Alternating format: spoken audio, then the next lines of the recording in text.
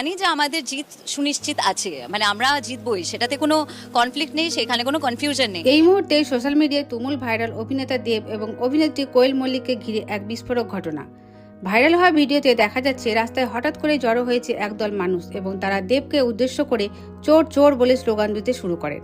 মুহূর্তের মধ্যে পরিস্থিতি উত্তপ্ত হয়ে ওঠে এবং চারপাশে শুরু হয় চিৎকার, ভিড় আর বিশৃঙ্খলা। শুধু দেব নন, অভিনেত্রী কোয়েল মল্লিককেও কটাক্ষ শোনা যাচ্ছে ও কিছু মানুষকে। ভিডিওতে শোনা যাচ্ছে কেউ কেউ তাকে দুমুখো সাপ বলেও আক্রমণ করছেন। এই ঘটনা সামনে আসতে সোশ্যাল মিডিয়ায় শুরু হয়েছে ব্যাপক আলোচনা। অনেকেই বলছেন রাজনৈতিক অবস্থান নিয়ে মানুষের ক্ষোভ এতটাই বেড়েছে যে এখন প্রভাব পড়েছে তারকাদের ওপরেও। আবার অনেকেই বলছেন জনপ্রিয় মুখ হওয়ার কারণে তাদের সবকিছু নিয়ে এখন সাধারণ মানুষের ওপর নজর বেশি।